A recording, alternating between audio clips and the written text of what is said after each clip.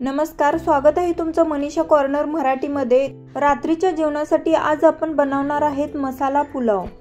त्यासाठी मी इथं प्रमाण अगदी बरोबर घेतलेलं आहे। 5 जणांसाठी आरामात हा मसाले पुलाव तयार होतो आणि एकाच कुकरमध्ये तयार होतो, जास्त भांडी पडत नाहीत। तर रात्रीच्या जेवणासाठी तुम्ही सुद्धा नक्की ही रेसिपी ट्राय करू शकता। मी इथं बरोबर अर्धा किलो म्हणजे 2 ग्लास तांदूळ घेतलेले आहेत। तांदूळ बासमती घेतलेले आहेत। ते स्वच्छ धुवून अर्धा तास पाण्यात भिजत ठेवले। त्यानंतर अर्ध्या तासानंतर इथं मी कुकर घेतलेला आहे। तर छोटी वेलची आणि मोठी वेलची दोन्ही विलायच्या, तमालपत्र, काळी मिरी आणि लवंगा घेतलेला आहे। त्यानंतर जावेत्री सुद्धा एक फूल घेतलेला आहे आणि 1 किलोची बिर्याणी तयार होणार आहे। त्यासाठी मी इथं कांदे घेतलेले आहेत। पाव किलो बारीक चिरून घ्यायचं आणि छान भाजून घ्यायचे आहेत।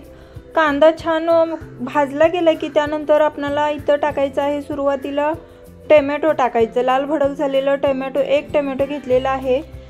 ते टोमॅटो टाकून भाजून घ्यायचं 1 मिनिटभर।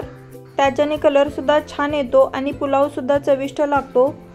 टोमॅटो टाकल्यानंतर आपण ह्याच्यामध्ये अद्रक आणि लसूण किसून घेतलेला होता मी बारीक, तुम्ही ठेचून सुद्धा घेऊ शकता, तो टाकायचा। त्यानंतर 2 हिरव्या मिरच्या घेतलेल्या होत्या, मधून कट करून घ्यायच्या त्या आणि टाकायच्या। त्यानंतर हे टोमॅटो आपल्याला छान मिक्स होईपर्यंत भाजून घ्यायचं। टोमॅटो भाजलं की त्याच्यामध्ये आपल्याला काही सुके मसाले टाकणार आहोत। तर सुरुवातीला टाकायचा आहे आपल्याला 1 चम्मच गरम मसाला।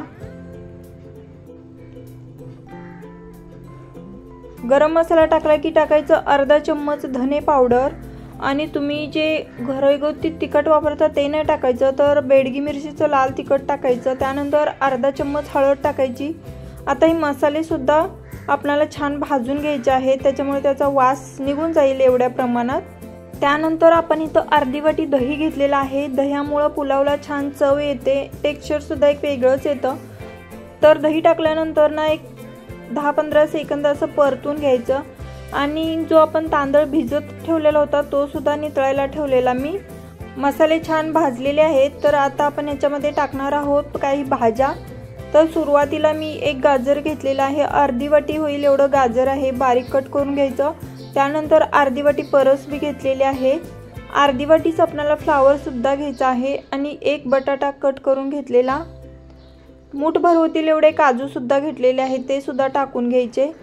आता हे सर्व टाकून झालं की भाज्या आपल्याला फक्त मिक्स करून घ्यायच्या आहेत, शिजवायच्या वगैरे किंवा ओव्हर कुक अजिबात करायच्या नाहीत, का तर नंतर भातासोबत शिजल्याच जाणार आहेत।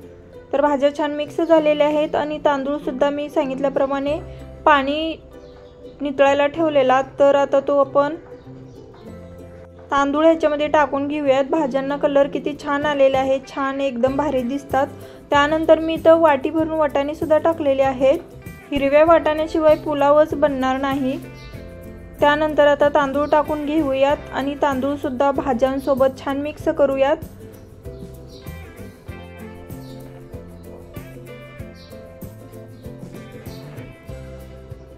भाज्या आणि तांदूळ मिक्स झालेले आहेत। आता त्याच्यामध्ये आपण चवीनुसार मीठ टाकायचं आणि परत एकदा छान असं मिक्स करून घ्यायचं, म्हणजे भाज्या, मीठ आणि भात सगळं व्यवस्थित एकत्र मिक्स होईल। त्यानंतर आपल्याला इथं पाणी टाकायचं आहे। तर मी अर्धा तास तांदूळ भिजत घातलेलं, त्यामुळे मी इथं पाणी खूप कमी वापरणार आहे। कमी म्हणजे 2 ग्लास तांदूळ घेतले, त्यासाठी मी इथं 1.5 ग्लास पाणी वापरणार आहे।